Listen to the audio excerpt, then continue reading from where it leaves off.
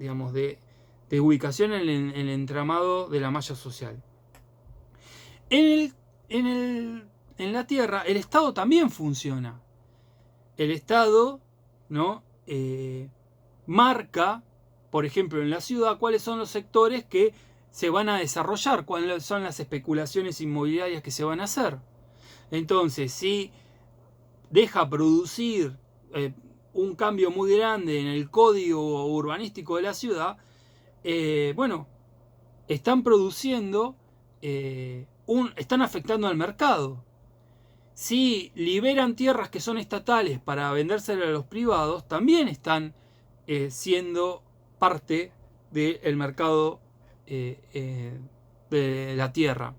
Si afectan sectores que son formalmente privados, como clubes y demás, para que los clubes se transformen en espacios para construir torres, también está actuando.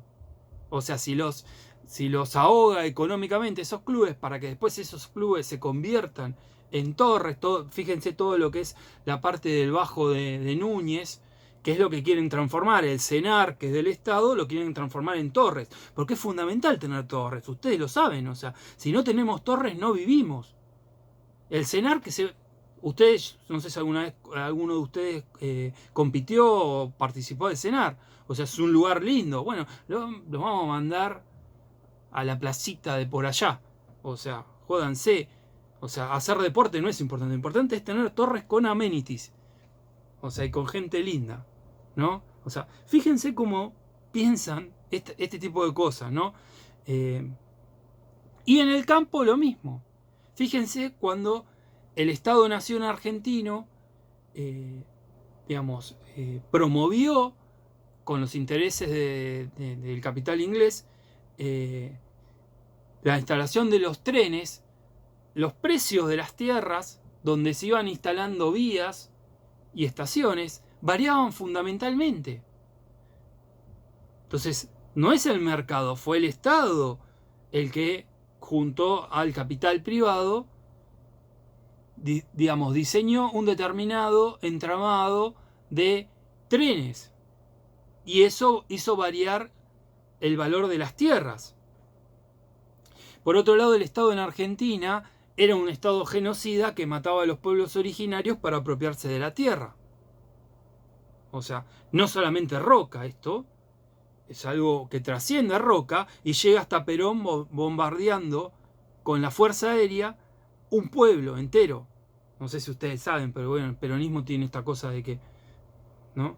O sea, Perón bombardeó un pueblo que se llamó Rincón Bomba, por eso, que es en Formosa, de pueblos originarios. Bueno, lo siguen matando en Formosa y el gobernador digamos, de una de esas provincias, Chaco, en realidad, el otro día dijo que era amigo, Fernández dijo que era su amigo, ¿no? Y matan pueblos originarios. O sea, la barbarie en la Argentina no tiene límite con los pueblos originarios. O sea, sigue estando hasta hoy en día, ¿no? En pleno 2020. Pero bueno, todas estas cuestiones hacen al mercado de digamos, al estado del mercado, a cómo funciona el mercado. Por otro lado, ¿quién asegura la propiedad de la tierra? ¿Quién asegura que la sociedad rural sea la sociedad rural? El Estado.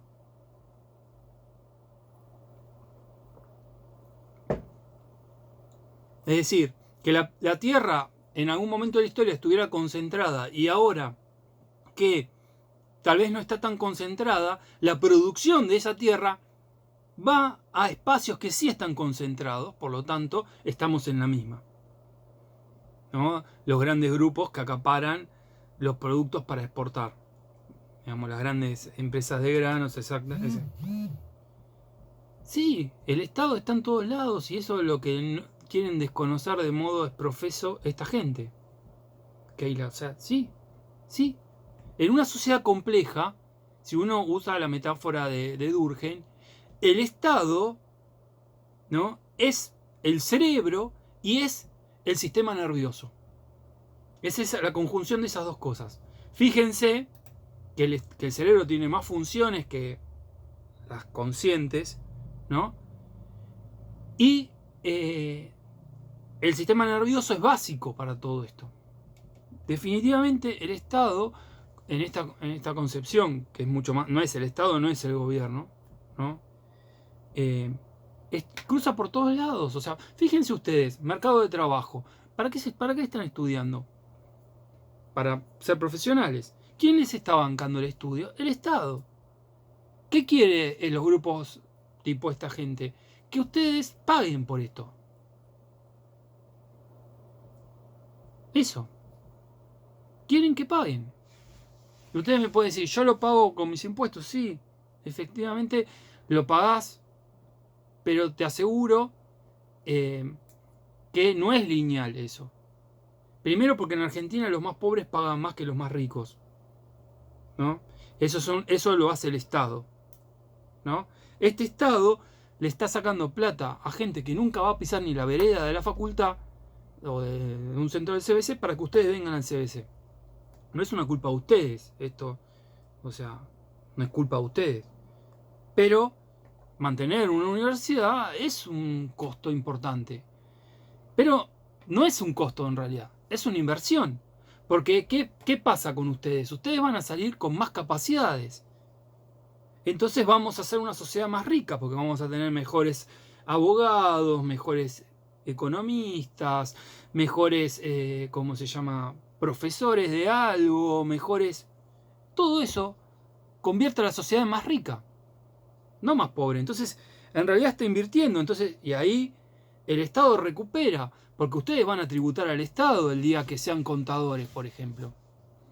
El día que, digamos, van a tributar. Por lo tanto, vean que el Estado está en el mercado de trabajo, en la tierra, etcétera, etcétera, ¿no? Digamos, que nada ocurre sin alterar las fuerzas, porque ustedes tienen que pensar esto en términos de entramado. Si ustedes sacan una regulación estatal, el entramado en sus fuerzas se, digamos, reequilibra en un nuevo nivel. Digamos, y esto va a beneficiar a algunos y va a perjudicar a otros. O sea, el Estado cada vez que toma decisiones beneficia a unos y perjudica a otros. Definitivamente. De hecho, de eso se trata la política. No se puede dejar quedar bien con todos. O sea, no se puede hacer el bien común. O sea, claramente hay que definir qué es el bien común y no es el bien de todos. Esta utopía que se basa, en que se basa la teoría neoliberal está condenada al fracaso. Pero, ¿no? Siempre ha tenido una gran capacidad de recuperación. Para aquellos que hemos vivido el neoliberalismo de los militares, el neoliberalismo de ¿cómo se llama? Del menemismo, la alianza, etcétera, etcétera, y vimos el neoliberalismo del macrismo, no lo podemos creer. Es como de vuelta lo mismo. O sea, no aprende usted. O sea, ¿vieron? Señor Simpson, usted no aprende. O sea, no aprendemos. O sea, y siempre vuelve y las mismas personas con, digamos, como que se repite.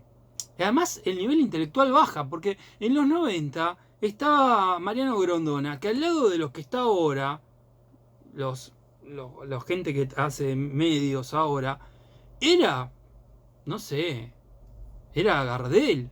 O sea, era un tipo que por lo menos sabía hablar latín. Y entonces ya parecía dificultoso, ¿no? Hoy por hoy hay cada 4 de copas en los medios de comunicación, ¿no? Que da miedo que estos sean los voceros de esto.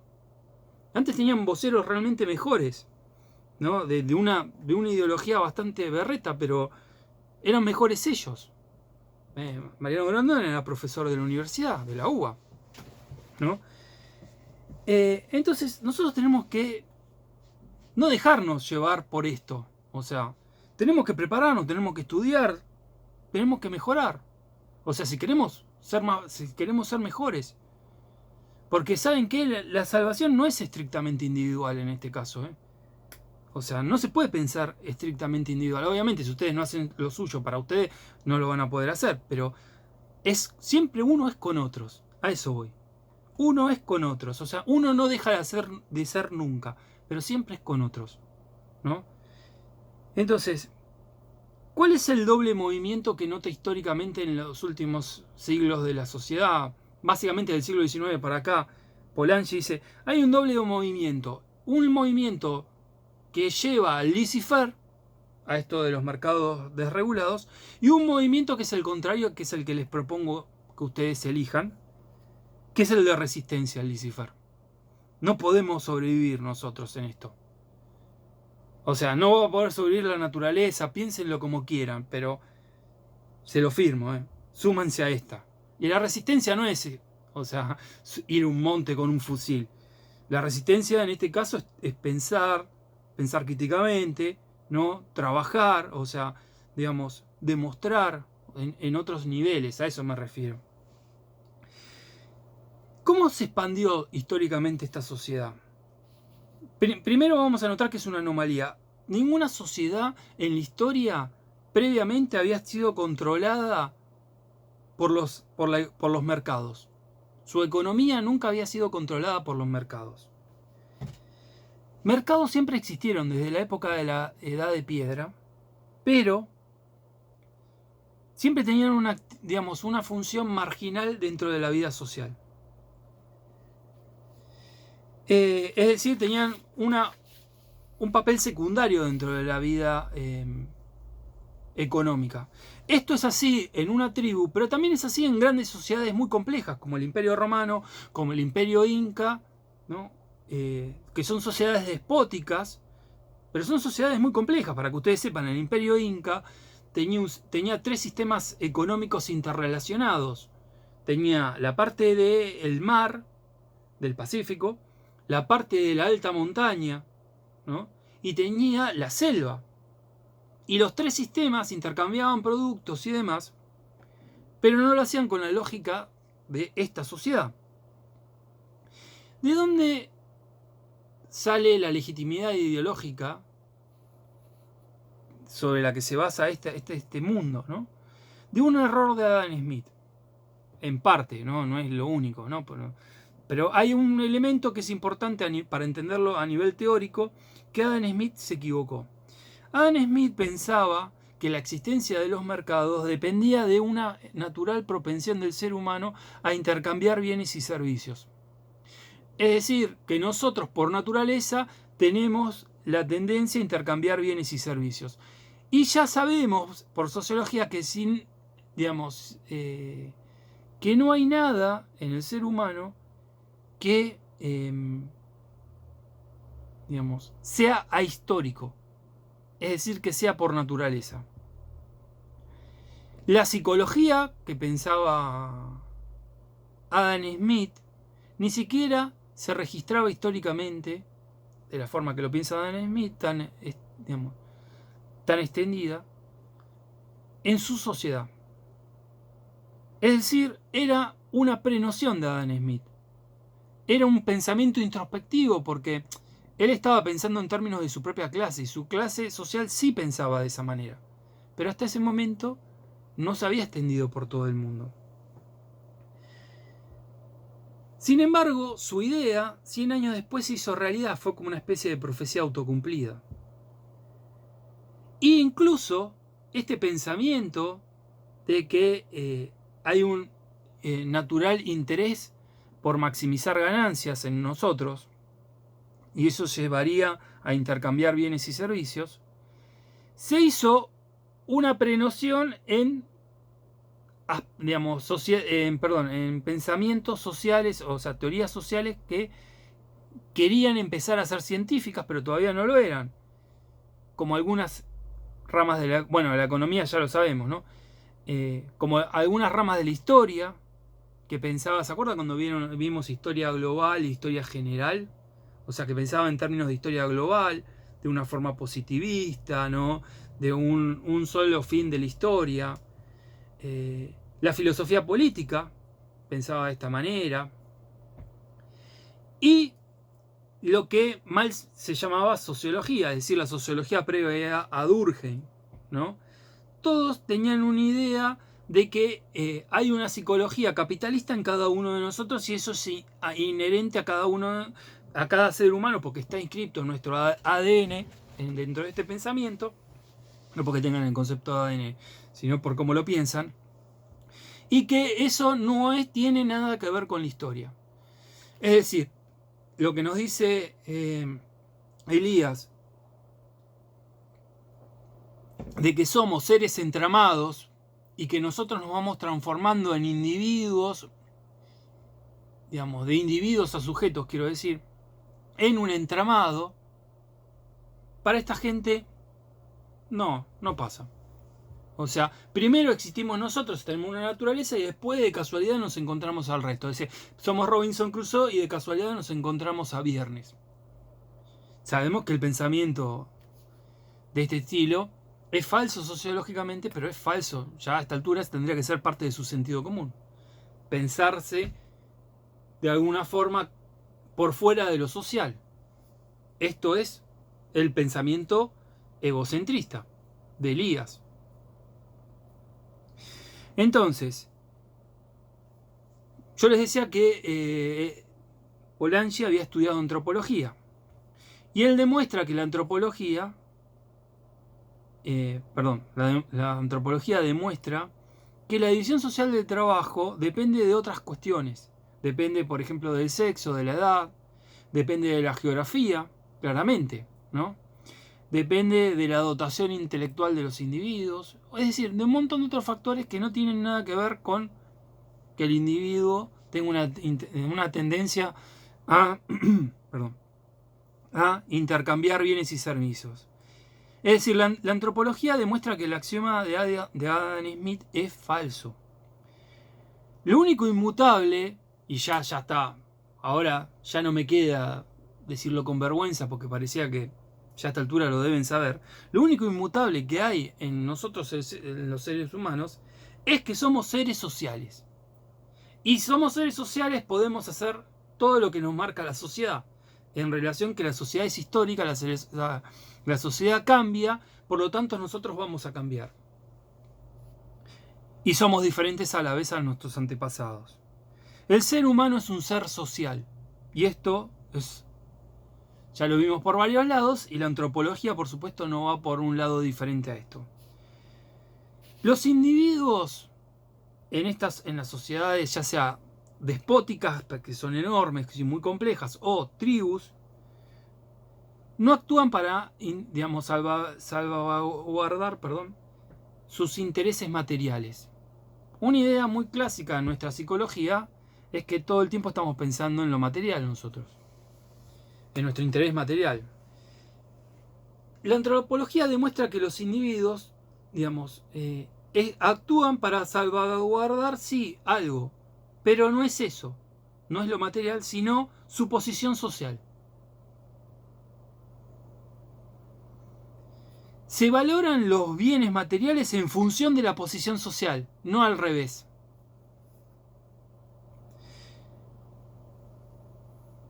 Es decir,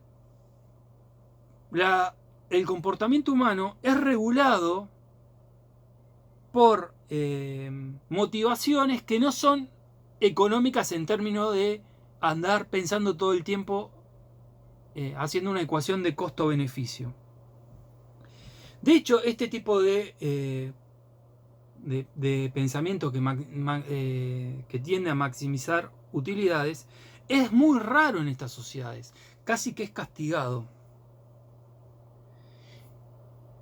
Y en estas sociedades los peligros no pasan tanto por lo individual. Nosotros pensamos los peligros más bien en términos individuales, por eso tenemos problemas para pensar esta pandemia, porque es un peligro colectivo. Entonces cada uno, digamos, a nosotros nos cuesta mucho en general hacer la conexión entre nosotros los individuos y lo colectivo, porque pensamos en términos egocentristas, cosificantes de las relaciones sociales. En las sociedades tradicionales los peligros tienden a ser, no es que no haya peligros individuales, pero fundamentalmente tienden a ser peligros colectivos. que venga otro, te conquiste y te esclavice, ¿no? Pero siempre estamos hablando de algo colectivo, que haya una hambruna, que haya una peste. Ellos lo sabían mejor que nosotros, estas cosas. Y de hecho, la sociedad protege al individuo. El individuo se siente parte de un todo, se siente ubicado en el mundo y protegido por la totalidad. Esto redunda en el estado del lazo social. El individuo se siente enlazado con su comunidad, lo cual es fundamental para cualquier sociedad, incluso la nuestra, el estado del lazo social, que era lo que habíamos visto muy poquito, lo vimos porque no tenemos tiempo para ver todo. Sí, o buena, o en parte, no todo, pero sí, Natalia, sí hay un... O sea, no todo, porque hay gente que sí lo hace, o hay gente que, digamos, o sea, tiene, digamos, otro tipo de comportamiento, pero sí hay todo un sistema de fuerzas que nos lleva a pensar en nuestro propio interés. Si nosotros somos egoístas, no en términos de, digamos, de egocentrismo, sino en términos de maximizar utilidades, estamos viendo todo el tiempo al otro como una cosa a la cual yo le voy a sacar beneficio, estamos cosificando al otro todo el tiempo, ¿no?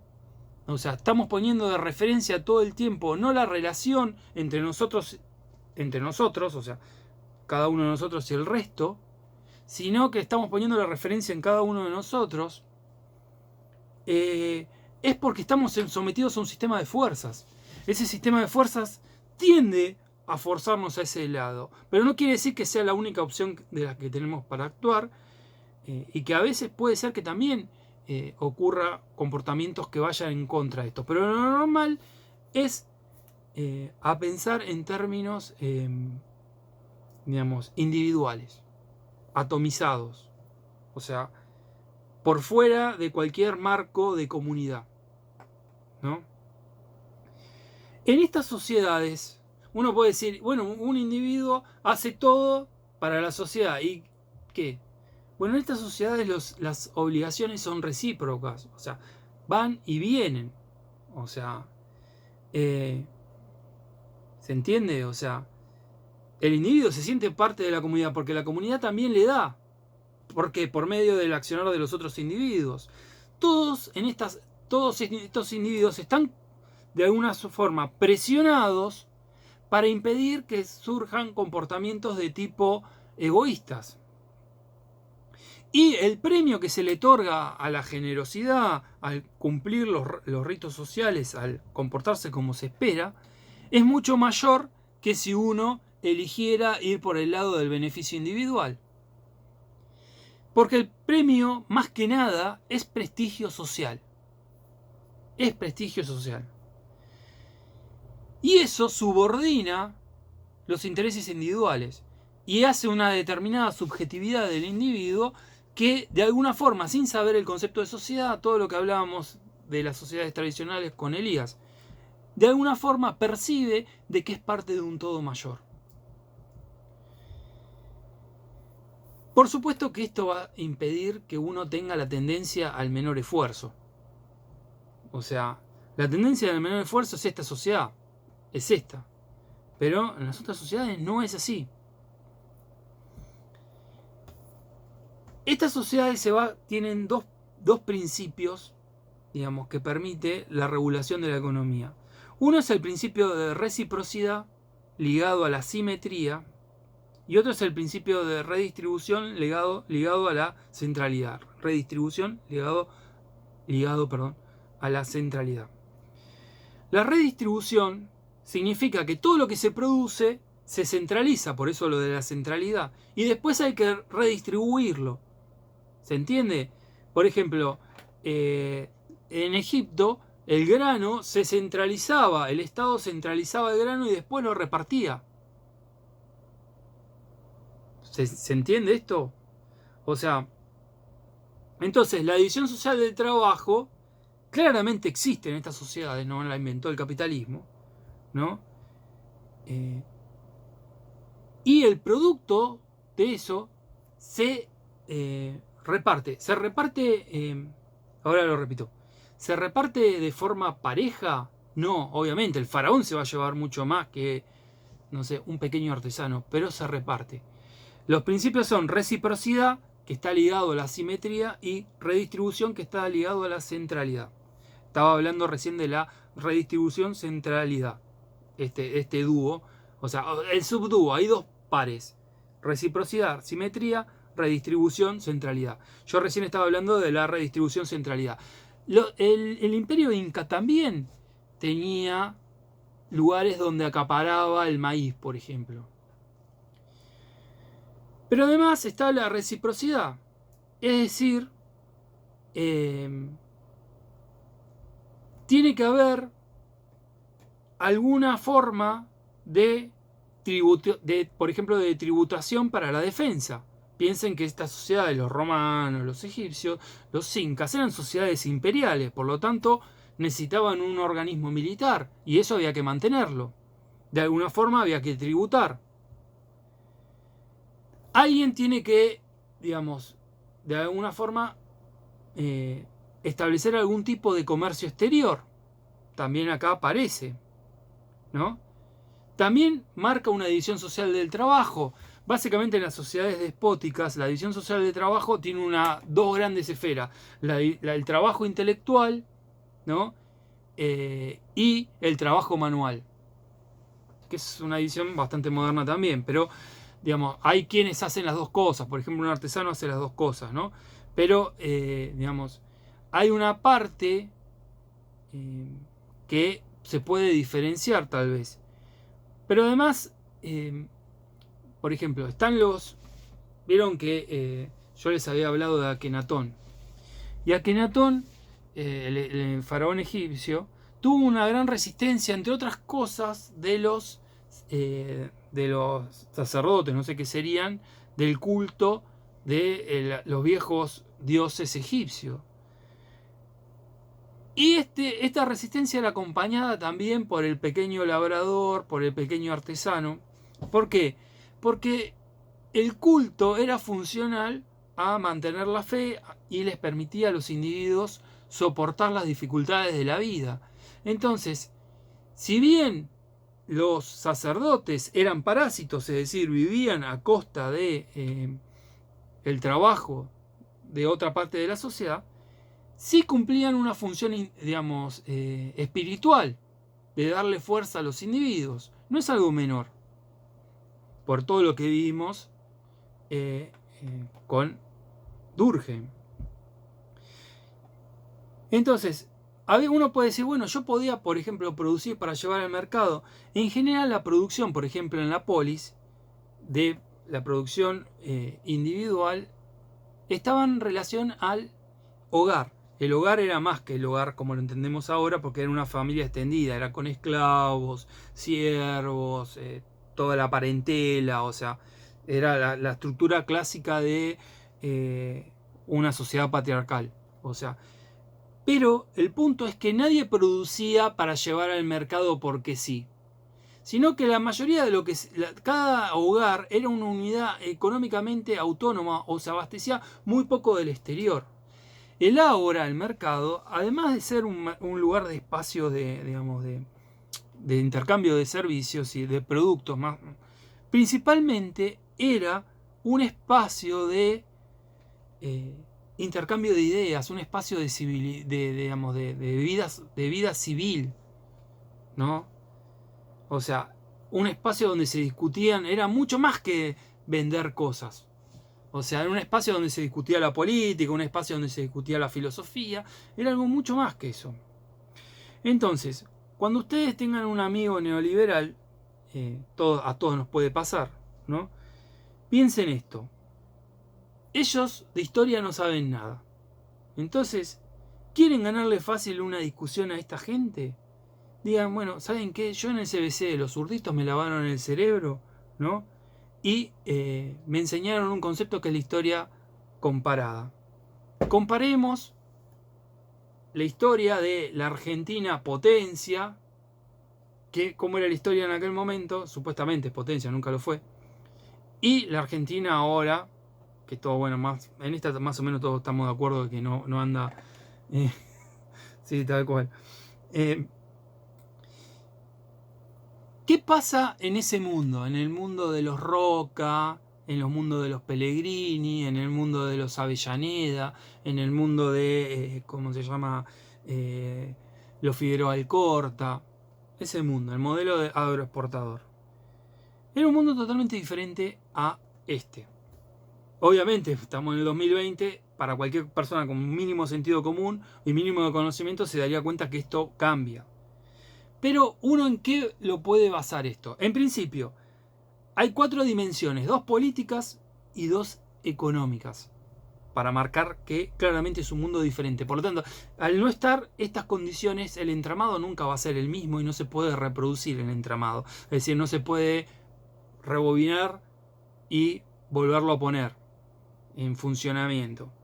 En principio, ese mundo, el mundo de la generación del 80, el mundo del centenario argentino, era un mundo donde durante mucho tiempo había habido un sistema de balance de poder.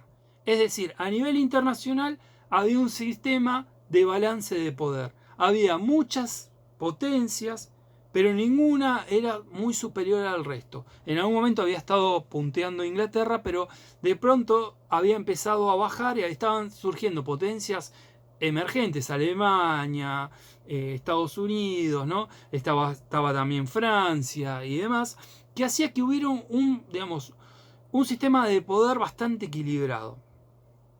Eso se tradujo que entre las guerras napoleónicas, ¿no? Y la Primera Guerra Mundial, es decir, durante 100 años casi no hayan habido guerras. Y las guerras siempre fueron guerras localizadas y muy puntuales. La guerra franco-prusiana, la que vimos, la guerra antes de Prusia y de Austria, y la guerra, estoy hablando de guerras entre potencias, las potencias al resto de los pueblos los pasaban por las armas, o sea, sí hacían guerras todo el tiempo, pero siempre eran guerras coloniales, otro tipo de guerra, no guerras entre potencias, como fue por ejemplo la Primera Guerra Mundial. Y la otra guerra es la guerra de Crimea, que hoy justamente tengo una remera de Iron Maiden y me acordé de eso, ¿no? La guerra de Crimea tiene una famosa batalla que es la batalla de Balaclava, creo que se dice así, ahora no recuerdo, tengo la duda.